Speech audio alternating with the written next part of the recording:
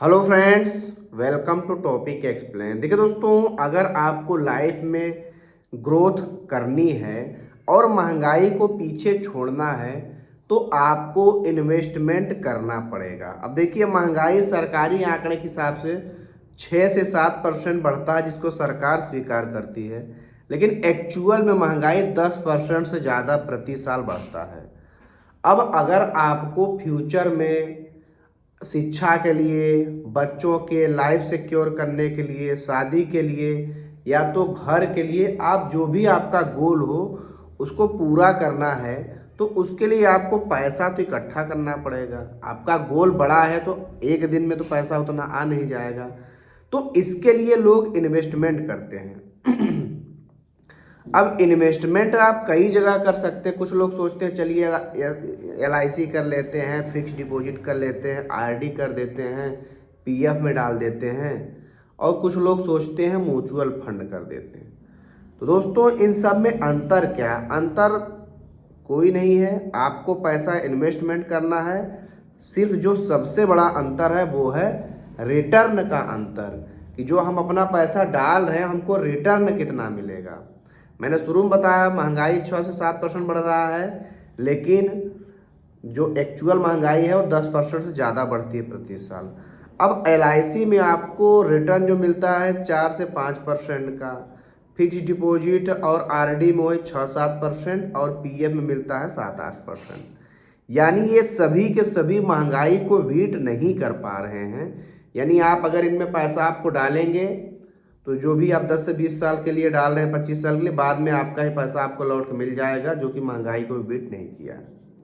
सिर्फ एक इकलौता है, स्टॉक्स की हम बात नहीं कर रहे हैं, क्योंकि स्टॉक्स में तो पैसा बहुत तेज़ी से बनता है, तो वहाँ पर रिस्क भी काफ़ी ज़्यादा रहता है। एक ऐसा स्थान है म्यूचुअल फंड, जहाँ पे आप बड़े ही आराम से महंगाई को पीछे छोड़ सकते हैं और काफ़ी अच्छी ग्रोथ यानी 15% से ज़्यादा का रिटर्न प्राप्त कर सकते हैं।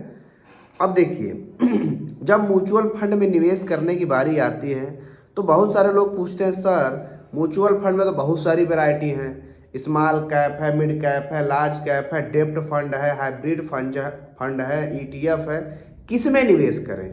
तो दोस्तों, इन सब में जो सबसे ज़्यादा रिटर्न देता है वो देते हैं इक्विटी फंड के। हाइब्रिड फंड में क्या होता है, डेब्ट और इक्विटी का मिला जुला होता है। डेब्ट फंड वो होते हैं जो सरकारी बॉन्ड वॉन्ड में पैसा लगाते हैं, तो वहाँ पर रिटर्न काफ़ी कम मिलता है, 10 से 12% का, लेकिन वो फिक्स रहता है। तो दोस्तों, सबसे ज़्यादा जो बढ़िया लोगों का पोर्टफोलियो होता है वो होता है इक्विटी का। इक्विटी में भी लार्ज कैप, मिड कैप और स्मॉल कैप। अब देखिए, अगर आप इन तीनों में अपना इन्वेस्टमेंट बैलेंस करके चलते हैं तो आप आसानी से 15% का रिटर्न भी प्राप्त करेंगे और आपको कोई रिस्क भी नहीं रहेगा। अब मान लीजिए आप योजना बनाते हैं कि यार हमको मैं 10,000 का एग्जाम्पल लेके बता रहा हूँ, हमें 10,000 रुपये निवेश करना है। अभी अगर आपका 10 साल के लिए निवेश करना है तो उसका मैं योजना अभी के लिए 10 साल वाला बता रहा हूँ, और 20 साल वाले में आपको क्या चेंज करना है वो भी मैं आपको तुरंत ही बता रहा हूँ। अभी आप सोचते हैं मुझे 10 सालों के लिए निवेश करना है या तो 5 साल के लिए निवेश करना है, तो आपका, चूंकि आपका टाइम कम है, तो सबसे ज़्यादा सुरक्षित जो फंड माना जाता है वो माना जाता है लार्ज कैप। तो आप लार्ज कैप में थोड़ा सा रिटर्न भी कम हो जाता है, लेकिन पैसा बिल्कुल सुरक्षित होता है। आप कभी भी पैसा इसको निकाल सकते हैं 5 साल या 10 साल के बीच में।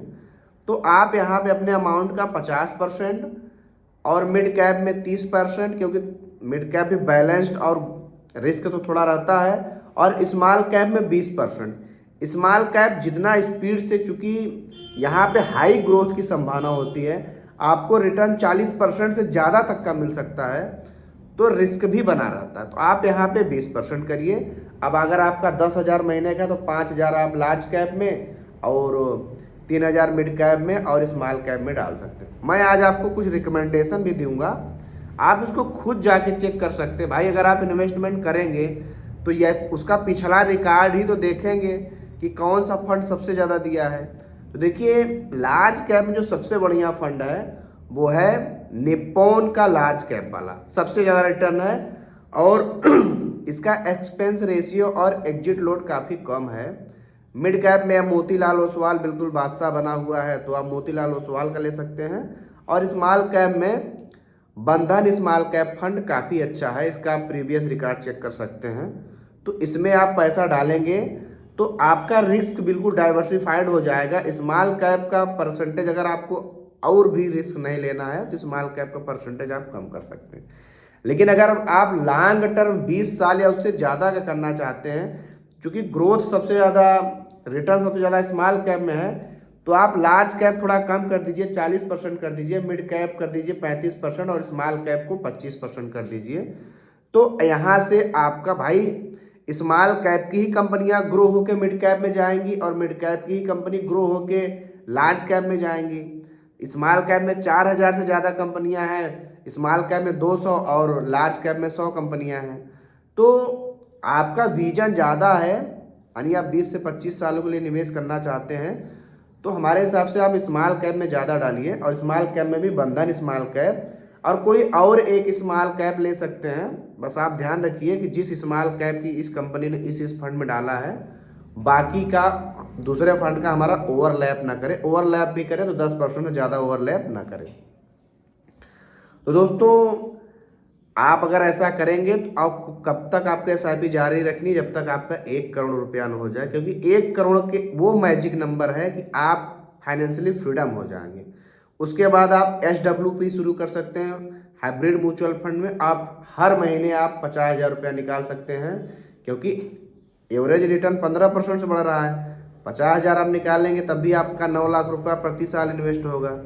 तो आप बहुत अच्छी ज़िंदगी काट सकते हैं, लेकिन शुरुआत करना बड़ा जरूरी। कोई क्वेश्चन है कमेंट में पूछिए।